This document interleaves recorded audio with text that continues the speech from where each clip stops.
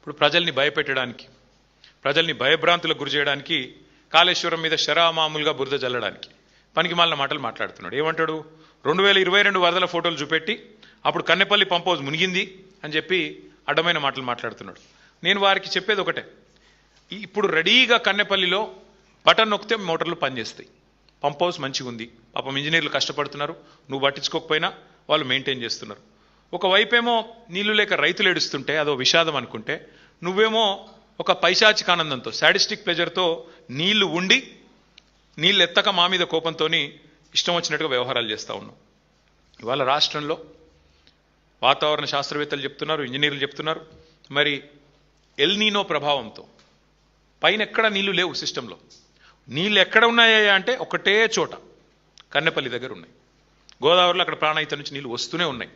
ఇది అక్టోబర్ వరకు కొనసాగుతుంది. ముఖ్యమంత్రి గారు వర్షాలు వచ్చే సూచన లేవని చెప్తా ఉన్నారు వచ్చే వారం రోజులు. మేము అందుకే చెప్తా ఉన్నాం, మేడిగడ్డ బ్యారేజ్ ముట్టే అవసరం లేకుండా దానికి 14-15 కిలోమీటర్ల పైన ఉన్న కన్నెపల్లి పంప్ హౌజ్లో అక్కడ వచ్చే నీళ్లతో, ఇప్పుడు అక్కడ 97 మీటర్ల మీద పోతున్నది, 93.5 మీటర్ల కాడ మీరు పంప్ హౌస్ చాలు చేస్తే చాలు, నీళ్లు అన్నారం పోతాయి, అన్నారం నుంచి సుందిల పోతాయి, సుందిల నుంచి ఎల్లంపల్లి, ఎల్లంపల్లి నుంచి మిడ్మానేరు, మొత్తం నేను చెప్పినట్టు అన్ని జలాశయాలు నింపొచ్చు. ఇది రాష్ట్ర రైతులు గ్రహించాలి. ఇది కాలం తెచ్చిన కరువు కాదు, ఇది కాంగ్రెస్ కక్షతోని మీ మీద రుద్దుతున్న కరువు అని రాష్ట్ర రైతన్నలు గుర్తించాలని చెప్పి నేను కోరుతా ఉన్నాను.